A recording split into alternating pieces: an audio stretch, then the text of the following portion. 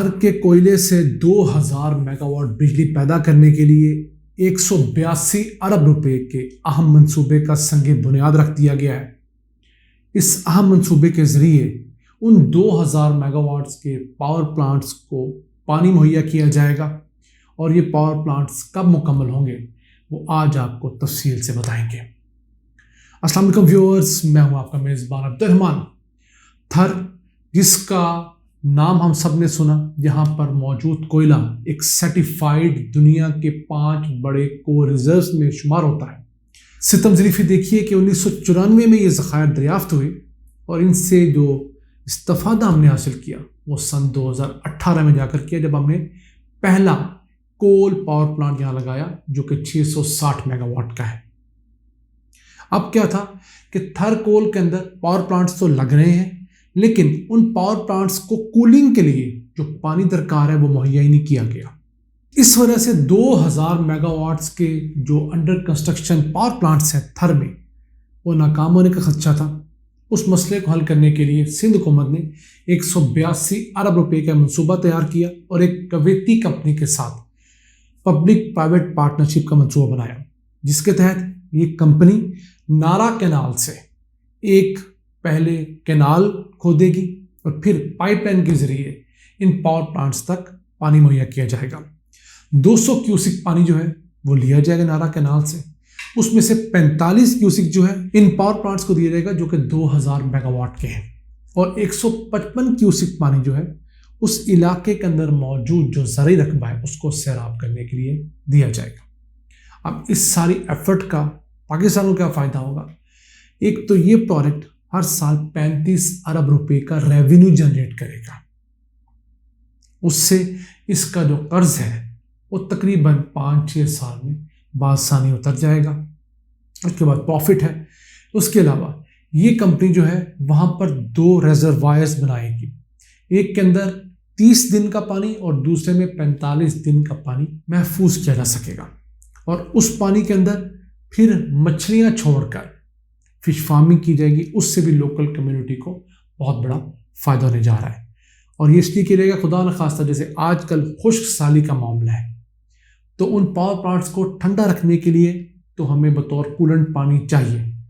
تو یہ ریزروائرز جو ہیں، ایک 30 دن کا پانی اور ایک 45 دن کا پانی، کل ملا کر 75 دن کا پانی پاور پلانٹس کو مہیا کر سکتے ہیں اگر پیچھے سے ایک بوند بھی پانی نہ آئے۔ اب تھر کے اندر 2 اہم منصوبے جو ہیں انڈر کنسٹرکشن ہیں۔ ایک تو 1320 میگا واٹ کا ایک تھر کول 1 نام کا منصوبہ ہے، وہ اس سال کے آخر تک مکمل ہو جائے گا، اس سے بجلی حاصل ہونا شروع ہوگی۔ اس کے علاوہ ایک 660 میگا واٹ کا بھی منصوبہ ہے۔ یہ کل ملا کر تقریباً 2000 میگا واٹس بنتے ہیں، اور ان سے پیدا ہونے والی بجلی پانی، سورج اور ہوا کے بعد پاکستان کی سب سے سستی بجلی ہوگی، یعنی فاسل فیول سے، کوئلے سے، آئل سے یا پاکستان گیس سے جو بجلی بناتا ہے اس سے بھی سستی بجلی اس تھر کوئلے سے پاکستان کو میسر آ سکے گی۔ 1 سال کا یہ پروجیکٹ ہے،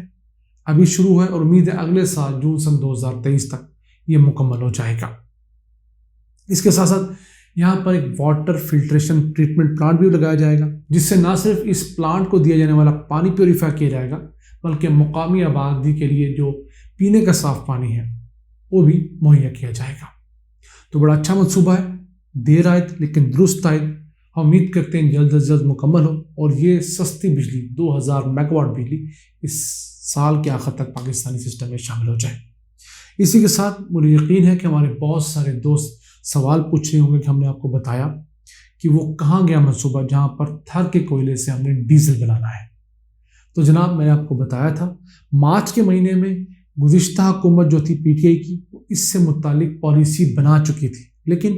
پالیسی اپروو نہیں ہوئی،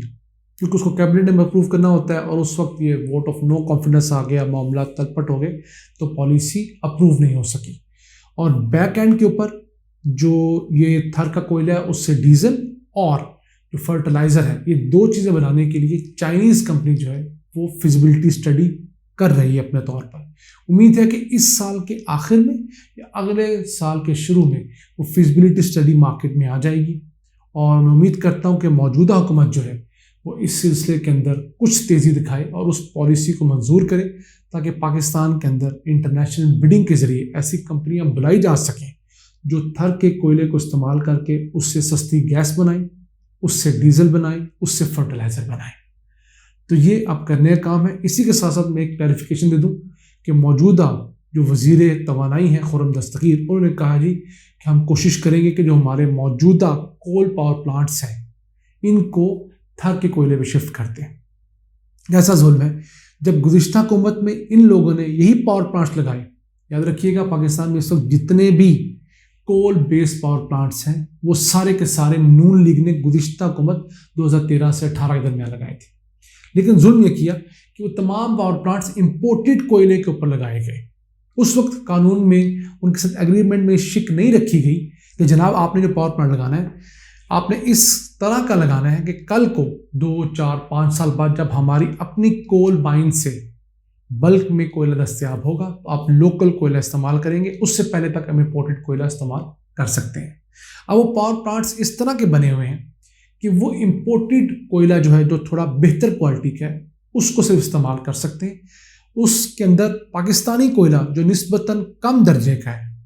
اس کا صرف 20 سے 25% ایڈ کیا جا سکتا ہے، یعنی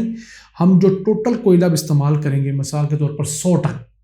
اس کے اندر 80 ٹن تو ہمیں امپورٹڈ کوئلہ ہی ہر حال میں استعمال کرنا ہوگا کیونکہ مشین اس کے مطابق ڈیزائن ہوئی ہے۔ اس میں صرف 20% کوئلہ ہم ایڈ کر سکتے ہیں، وہ بھی اس صورت میں کہ ہمارے وہ چائنیز دوست جو ہیں جنہوں نے انویسٹمنٹ کی ہے وہ اپنے ایگریمنٹ کے اندر دوبارہ سے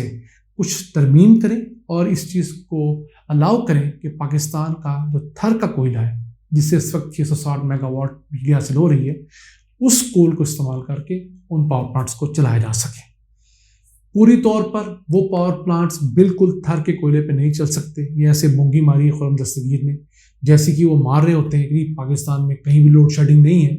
یا گزشتہ دنوں جیسے شہباز شریف نے کہا صرف 2 گھنٹے کی لوڈ شیڈنگ الاؤ کی جائے گی۔